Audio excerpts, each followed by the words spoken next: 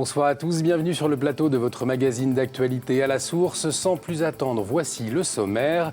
C'est peut-être la dernière étape avant un grand concile qui serait historique pour l'Église orthodoxe. L'Assemblée des primats des Églises orthodoxes commence demain à Genève. Et puis Monseigneur Mirkis, évêque irakien, rappelle la réalité du terrain après la réunion des ministres à Paris hier sur la lutte contre Daesh.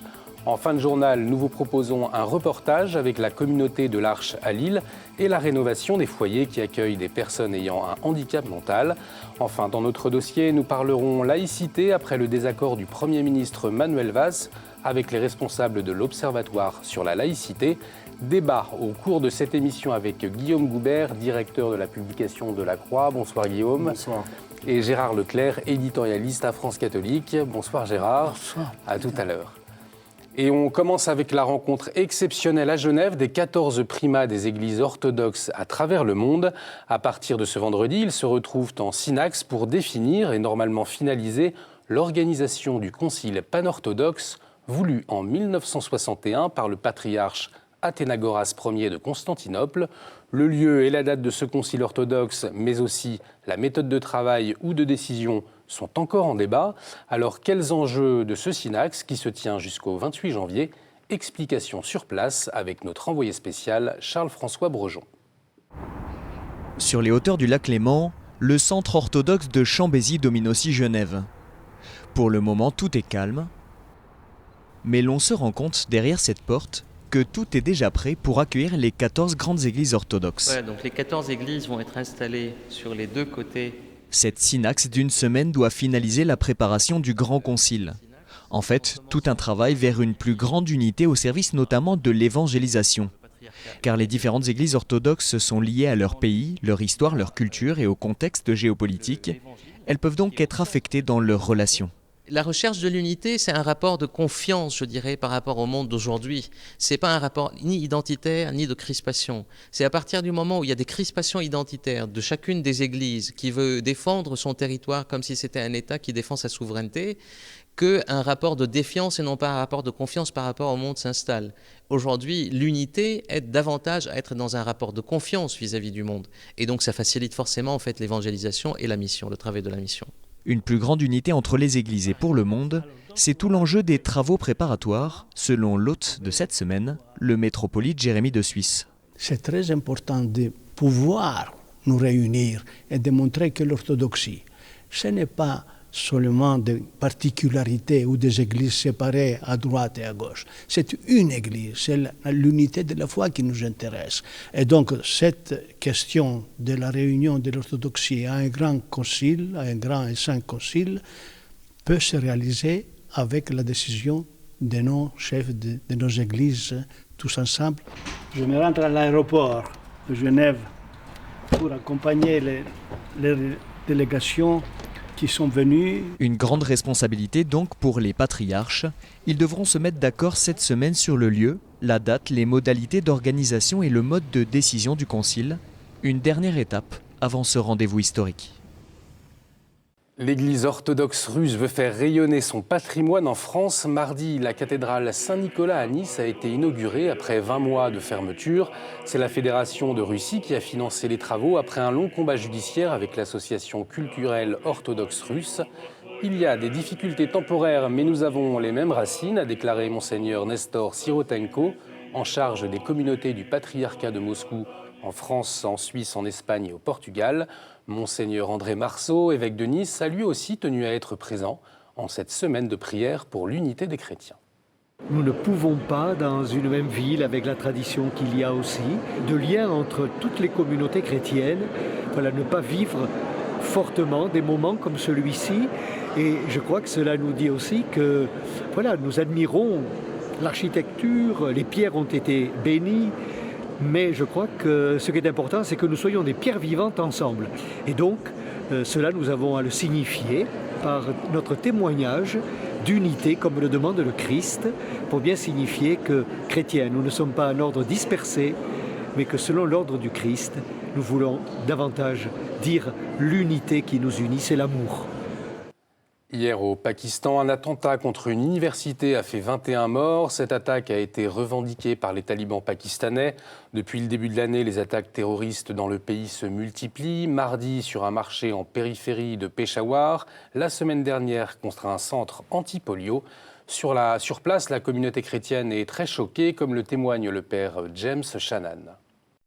Christian community is very heartbroken. These are very terrible and horrific attacks on the innocent people, and it is a crime against humanity.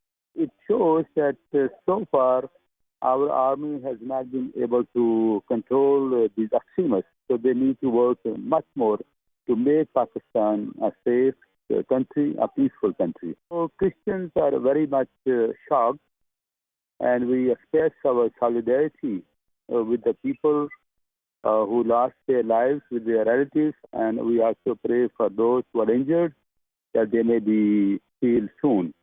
Les frappes aériennes contre Daesh en Syrie et en Irak vont s'intensifier et s'accélérer. C'est l'annonce des 7 ministres de la Défense des pays de la coalition engagés contre l'État islamique. Ils étaient réunis hier après-midi à Paris. Daesh est mis en difficulté, mais nous devons faire plus, ont-ils déclaré à l'unisson. Si cette analyse est bonne pour Monseigneur Youssif Mirkis, il faut des actes. Il n'y a pas de changement sur place, rappelle l'archevêque de Kirkouk et Souleymanié. C'est des gens qui ne sont pas souvent sur le terrain. Ce qui est fait sur le terrain n'a peut-être pas de rapport avec ce qui est dit dans les médias. On voit que les points de faiblesse ne sont pas dans l'analyse, mais c'est dans le passer à l'acte. La domination de Daesh n'a que trop duré et peut-être qu'il fallait dès le début commencer par prendre le taureau par les cornes, c'est-à-dire sur le terrain, envoyer des troupes et ne pas laisser traîner les choses. En Irak, une triste confirmation. Le monastère Saint-Élie, situé à 30 km à l'est de Mossoul, a bien été rasé par l'État islamique. La destruction daterait de l'été 2014, mais n'a été mise en évidence que récemment par des photos aériennes. Le pape François modifie le missel romain en ouvrant aux femmes la possibilité de participer au lavement des pieds le jeudi saint. C'est ce qu'a annoncé aujourd'hui le Vatican, une volonté du Saint-Père pour être en cohérence avec le geste liturgique qu'il accomplit chaque année. On écoute le père Olivier de Cagny, liturgiste, sur ce nouveau décret de la Congrégation pour le culte divin et la discipline des sacrements. Effectivement, il y a 3 dimensions de la messe du jeudi saint au soir. Il y a l'institution du sacerdoce, l'institution de l'Eucharistie et la charité fraternelle qui doit être la règle dans l'Église. C'est d'abord un geste où le Christ donne le sens de sa vie et donc de l'Eucharistie, qui est de donner sa vie pour ceux qu'il aime. Et donc, que ce soit des hommes ou des femmes, peu importe. À ce moment-là, les 12 ne représentent pas les apôtres au sens de ceux qui ont été choisis pour être représentants du Christ prêtre, mais ils représentent les disciples. Donc ceux qui suivent Jésus, ceux qui entrent dans la communauté des amis et des frères et sœurs de Jésus, et donc ça peut très bien être des femmes. Depuis mardi, 3000 responsables de pèlerinage et recteurs de sanctuaires vivent leur jubilé au Vatican. Ils sont invités à réfléchir sur leur rôle en cette année jubilaire de la miséricorde. Ce matin, ils ont rencontré le pape François. Le sanctuaire est un espace privilégié pour rencontrer le Seigneur et toucher du doigt sa miséricorde, a-t-il rappelé aux pèlerins. Il a ensuite insisté sur la notion d'accueil. È importante che il pellegrino che varca la soglia del santuario si senta trattato più che come un ospite, come un familiare. L'accoglienza è davvero determinante per la evangelizzazione. A volte basta semplicemente una parola, un sorriso per far sentire una persona accolta e benvenuta. Le texte législatif sur la fin de vie a été voté mercredi par la commission paritaire mixte, la loi Claes-Leonetti, qui veut permettre notamment la sédation profonde et continue en fin de vie. Le mouvement Soulager mais pas tuer formule des réserves. Pour Tugdual Derville du mouvement Soulager mais pas tuer, le statut du nouveau droit à la sédation profonde et continue jusqu'au décès reste très ambigu. Au cœur de la loi fin de vie nouvelle, il y a cette espèce de droit qui surgit à une sédation profonde et continue jusqu'au décès. Le problème, c'est que les parlementaires, contrairement à ce qu'avait souhaité le Sénat d'ailleurs, n'ont pas introduit le critère de l'intention. Si c'est une sédation pour soulager, très bien, il faut bien sûr l'encadrer. Mais si c'est une sédation qui a comme objectif de provoquer la mort, alors c'est une euthanasie masquée. Et c'est là toute l'ambiguïté qui n'a pas été levée malheureusement par le résultat de la commission mixte paritaire. Le texte sera voté à l'Assemblée nationale le 27 janvier. Les religions enrichissent-elles nos identités culturelles? C'est la question sur laquelle réfléchissent des journalistes des médias catholiques réunis depuis ce matin à Annecy. Annecy, le berceau de Saint François de Sales, qui est le saint patron des journalistes. Jusqu'à demain, la Fédération des médias catholiques travaille sur les outils, les ressources pour mener une vraie réflexion et un vrai décryptage sur l'information et accompagner au mieux lecteurs, auditeurs et téléspectateurs. Ce matin, dans la banlieue de Lille, la communauté de l'Arche, fondée par Jean Vanier, a lancé un projet de rénovation pour 3 bâtiments.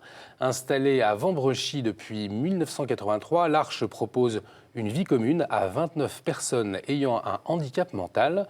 Pour continuer sa mission, des travaux de rénovation sont nécessaires. Ce matin, la première pierre était posée pour cette nouvelle étape. Reportage avec notre journaliste Florent de Brito.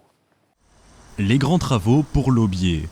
Comme 2 autres foyers autour de Vambrechy, ici tout est remis à neuf et les travaux sont pensés avec la philosophie de l'Arche. Là, le salon, donc il va avoir peau neuve, un peu fidèle quand même au fondement de l'Arche du vivre ensemble. Cette modernité elle va se traduire à travers des espaces qui seront au plus près des besoins des personnes qui plus dépendantes ont besoin d'équipements plus modernes, ou peut-être aussi des personnes qui souhaitent vivre ce projet de l'Arche, mais également accéder à plus d'autonomie. C'est pour ça qu'on prévoit de créer 2 studios attenants, permettre un vivre avec le foyer et un vivre à côté du foyer. Plus tôt dans la journée, ce sont des fausses premières pierres qui ont été posées.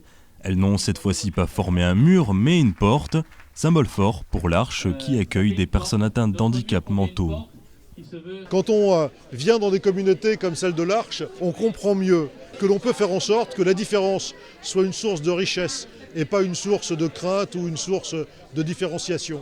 Si comme celle de Vambrechy, les communautés de l'Arche n'ont cessé de grandir et d'augmenter en nombre, même en dehors des frontières françaises, l'association veut à tout prix conserver son échelle humaine. Jean Vanier dit souvent on change un cœur à la fois, c'est-à-dire que nous n'avons pas une ambition, d'industrialisation, mais bien de rester proche de l'humain et de la possibilité pour chaque personne de s'épanouir et se développer. Fin des travaux prévus pour mai 2016 pour le foyer de l'Aubier, qui accueillera désormais une 12aine de personnes handicapées et valides. On termine avec le lancement hier du premier crowdfunding du diocèse de Saint-Brieuc et Tréguier dans les Côtes-d'Armor, un appel aux dons pour compléter le budget de la restauration du cloître de la Maison Saint-Yves, l'ancien grand séminaire de Saint-Brieuc. Il accueillera la maison du diocèse et l'évêché. Pour tout savoir, vous pouvez vous rendre sur le site www.saintivesensemble.com. On continue notre magazine avec la chronique du père Armogat. Depuis un arrêt du 17 décembre, la Cour de cassation estime qu'une accusation d'adultère ne salit plus une réputation.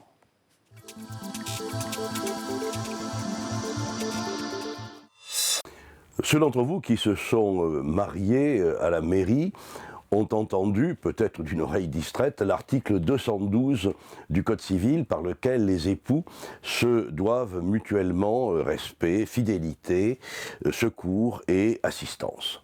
Respect, fidélité, secours et assistance. 3 belles notions qui renvoient au fondement du droit romain, de la famille, qui ont constitué en Occident le cadre de la famille et qui ont été mises à mal depuis quelques années. Et en particulier, un arrêt récent, le 17 décembre, de la Cour de cassation a déclaré que l'infidélité ne pouvait pas être un déshonneur et que la fidélité ne peut plus être constatée comme un devoir nécessaire entre époux, entraînant le déshonneur en cas de manquement. Les juges s'instituent de la sorte les arbitres de la moralité sociale. Alors, il constate que les conditions de la vie conjugale ont évolué au cours de ces dernières années et qu'il y a un changement dans les obligations du mariage, notamment par rapport au devoir de fidélité.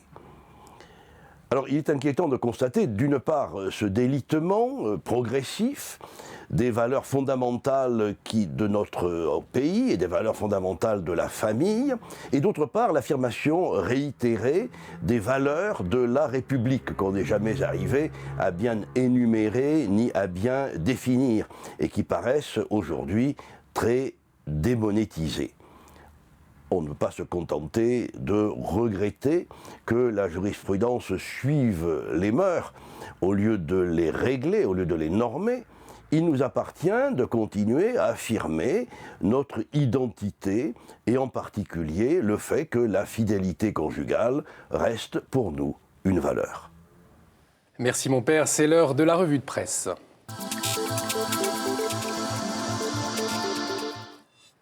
Noël formule pour le journal La Croix, un nouveau logo orange vitaminé, mais pas seulement, Guillaume Goubert.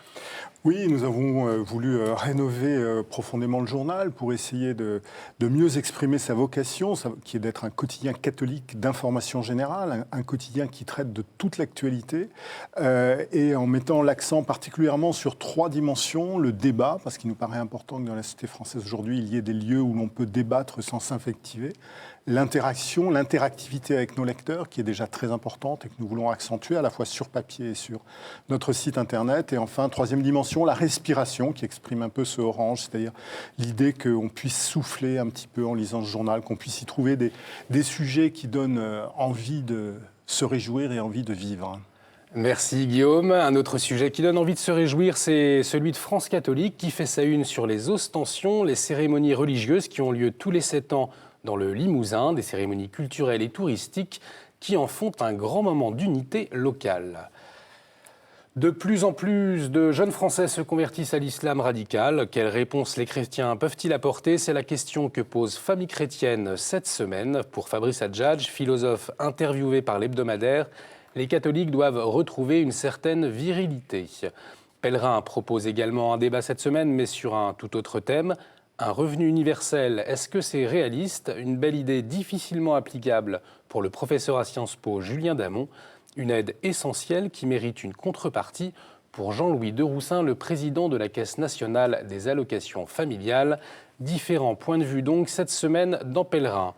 Et en cette semaine pour l'unité des chrétiens, l'hebdomadaire La Vie consacre tout un dossier sur le sujet en France. Les lieux se multiplient où catholiques et protestants se donnent rendez-vous pour évangéliser ensemble.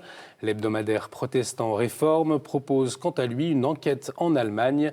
Après les agressions de la nuit du Nouvel An à Cologne, la culture de l'accueil allemand a-t-il été atteint? Analyse cette semaine dans Réforme. Voilà pour votre revue de presse. On retrouve tout de suite nos invités.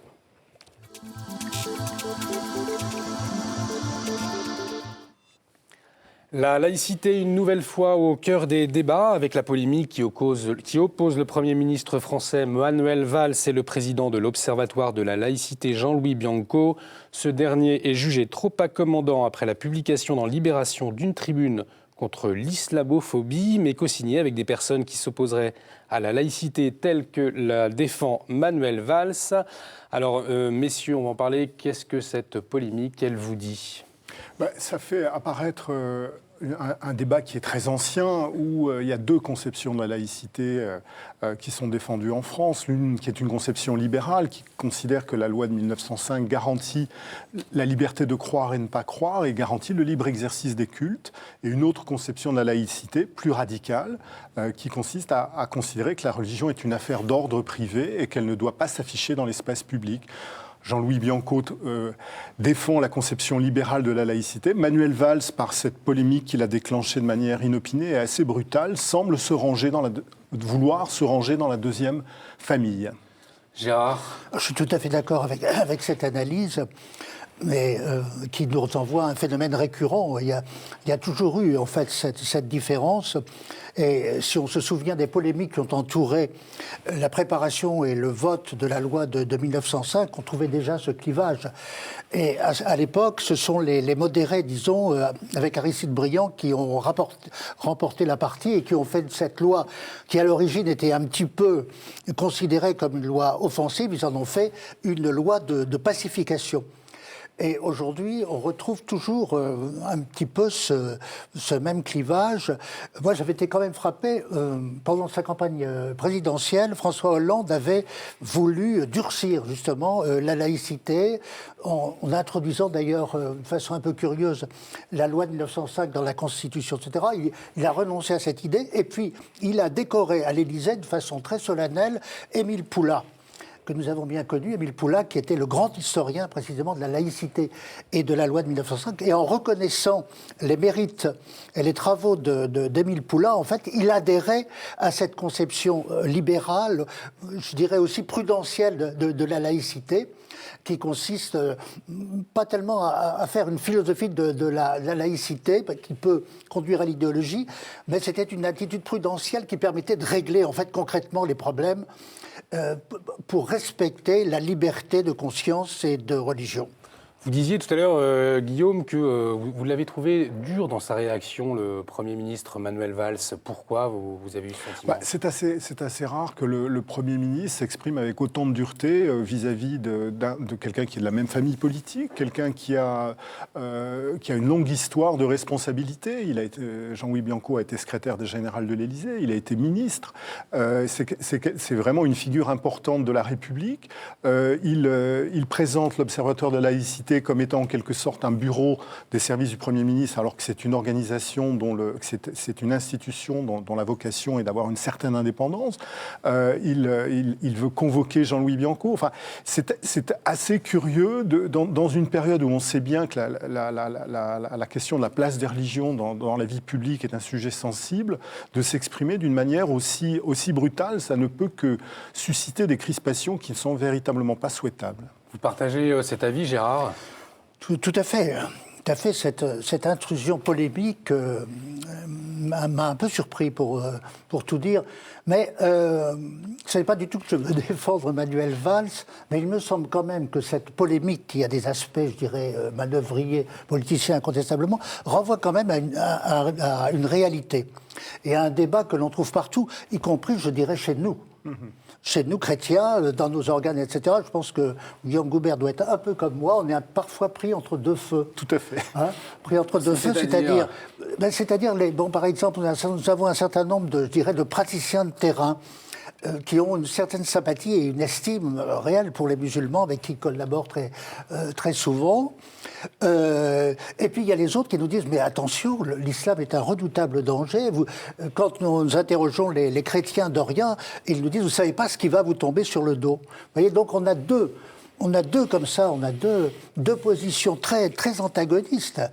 Et il faut bien reconnaître que ça correspond à une certaine réalité. Daesh, l'extrémisme musulman, ça existe. Et par ailleurs, il ne s'agit pas évidemment de mettre tous les musulmans dans le même panier, pas d'amalgame, comme on dit, mais il s'agit quand même, pas d'amalgame, attention, si pas d'amalgame signifie refus de l'esprit critique, de discernement, etc., alors là, je ne suis pas d'accord.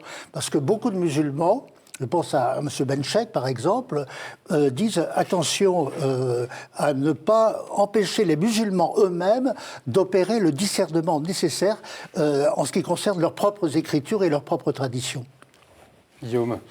Oui, effectivement, c'est un débat qui est extrêmement important. D'ailleurs, une des origines du clash, pour employer un mot un peu brutal, du clash entre Manuel Valls et Jean-Louis Bianco, c'est un propos de la philosophe Elisabeth Badinter disant qu'il fallait refuser d'être taxé d'islamophobie pour empêcher tout débat sur la laïcité. Et c'est vrai qu'il y a des choses actuellement difficiles qui tiennent au fait qu'on ne peut pas s'exprimer et éventuellement émettre des questions, disons, pourquoi pas des critiques à l'égard de certaines réalités de l'islam, sans aussitôt être condamné à se taire au nom de l'accusation d'islamophobie. Donc c'est vrai qu'il y a un véritable débat qui est passionnant. Ce qui est dommage, c'est que ce débat ne puisse pas se développer dans un climat de calme et qu'il tourne tout de suite à la polémique publique et à des batailles de mots. Et pourquoi, selon vous, justement, on n'arrive pas à débattre autour de ce sujet-là, mais dans le calme ?